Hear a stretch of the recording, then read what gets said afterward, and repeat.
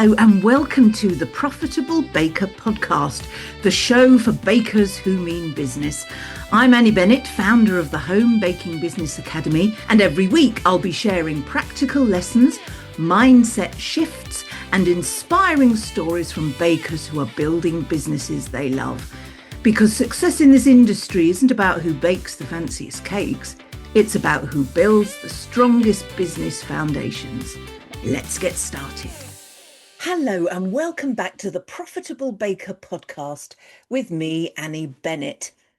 Now, I want to start today with a question I ask bakers a lot, usually when they're telling me about a product that just isn't selling the way they hoped. And the question is simple. Who was this product actually designed for? Now, 9 times out of 10, the answer is, well, me. I liked the idea. I thought it looked beautiful. I was excited to make it. Now, that's not a bad instinct. Loving what you make is part of why you started this business. But there's a gap between a product you love making and a product your customers are actually waiting to buy. And today's episode is about closing that gap. So let's talk about assumption versus evidence, because this is really the heart of it. Most of us design products from inside our own heads. We think about what might look good on Instagram, what we'd enjoy baking, what feels creatively exciting, and none of that is wrong. But it's not the same as knowing what your customers actually want. Sometimes we create products because we see other bakers having success with them. And I have a word of caution with this. Replicating what others are doing isn't always the best for our own businesses. Aim to be a leader rather than a follower. Create your own new products that your customers will recognise you for. Just copying other bakers isn't going to make you stand out. And here's a habit worth building. Before you commit time and ingredients to a new product, ask yourself where the evidence is. Have people actually asked for this? Has something similar already sold well, or is it purely a hunch? Now, a hunch isn't worthless, absolutely not. Creativity matters. And I'm not telling you to kill every instinct with a spreadsheet, heaven forfend. But a hunch paired with a bit of evidence is much safer bet than a hunch alone. So, how do you actually find out what customers want without just guessing or waiting for them to tell you unprompted? Because most won't do that. A few practical ways. Okay, look at what's already selling without you pushing it. Which of your existing products gets repeat orders without you having to remind people they exist? That is a signal. Now, look at the questions people ask you. They might say, do you ever do this? Or could you make this but with this? These offhand comments are often untapped product ideas hiding in plain sight. Those of you that trade at markets might get this all the time. Have you got this product but this flavour? And don't be afraid to ask your audience. A simple poll on social media, a quick question to your email list, and even asking customers directly, say at your market if you're a market trader, what they'd want to see next. Bakers sometimes feel like asking is a bit needy or unprofessional, but it's not. It's market research. Lots of businesses do it and it's free. Now, I know a good chunk of you listening don't work from a fixed product range at all. You're bespoke. Every order is a conversation and every cake is designed around what that particular customer wants. And if that's you, you might be thinking this episode doesn't apply, but stick with me because it applies differently, not less. So if you're bespoke, what do customers want isn't a question you're guessing at from a distance. It's landing in your inbox every week in the form of a request. The problem isn't a lack of demand signal. It's whether you have the skill in your hands to say yes when the request arrives. Think about the last few inquiries you've had to turn down or quietly steer towards something else because you weren't confident you could deliver it. perhaps a specific piping technique or a particular sugar flour, a drip effect or a sculpted shape or a flavour combination you'd never actually tested. Every one of those is a data point, and it's telling you exactly what customers in your market are asking for right now, whether or not you can currently make it. And this is where I want to introduce the idea of strategic skill learning.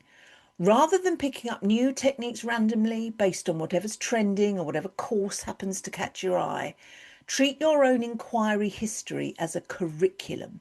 Keep a running note, even a simple one, of requests you've had to decline or adapt. Look at it every few months. Patterns will emerge. If you've turned down 3 requests for a particular technique, that's not a coincidence. That's the market telling you exactly where to invest your next bit of training time. Now, if it's a technique you have absolutely no interest in whatsoever, then you absolutely keep to your signature style and don't offer it. But if you think it's something that if you learnt it would really enhance your customer experience, then that's when you have to find that training and learn that skill. So, of course, this does 2 things. First, it means the next time that the request comes in, you can say yes and charge properly for a skill you've deliberately developed rather than scrambling to learn it under order pressure with a deadline looming. Second, it stops you spending time and money on courses or techniques nobody in your actual customer base is asking for. Not every skill is worth learning. The ones worth learning are the ones sitting in your declined inquiries folder. Now, it may be that there's a particular skill that it may be that no one's asked for, but you think if I learnt this skill, if I could offer this particular skill as part of my bespoke range, I think my customers would love it. In which case, go for it. If it's something that you really wanted to learn, you can make it part of your signature style. Now, let's talk about seasons, because this is where I see so many bakers scrambling unnecessarily. If you're designing products reactively, realizing it's nearly Halloween and you better think of something, you're always going to be a step behind, rushed, probably charging less than you should because you haven't had time to plan it properly. A seasonal product plan doesn't need to be complicated. It's really just mapping out roughly what's coming up across the year and giving yourself a head start, making sure you have launch plans in place so you can let your audience know what's coming and get them really excited to buy. The benefit of that isn't just less stress, it's better products. When you're not rushing, you have time to actually develop something properly, test it, refine it, price it with intention, rather than throwing something together the week before. Now, the last thing I want to cover is this idea of making simple bakes feel premium, because I think a lot of bakers assume selling itself means impressive or complicated, but it doesn't. Some of the best-selling products I come across are genuinely simple to make. What makes them feel premium isn't complexity, it's presentation, packaging, naming, and the story around them. A beautifully named, beautifully finished product with a clear story will often outsell something far more technically difficult that's presented plainly. Think about that chocolate brownie put in a paper bag at a market. That same brownie with a different name, say rich chocolate fudge brownie, in a cellophane bag tied with ribbon, is a more premium product, and many customers would pay a little extra for that little bit of attention to detail. So before you assume your product range needs to be more ambitious, ask whether it actually just needs to be more elevated. Now, here's what I want you to take away from today. A product that sells itself isn't the one you personally find the most exciting to make.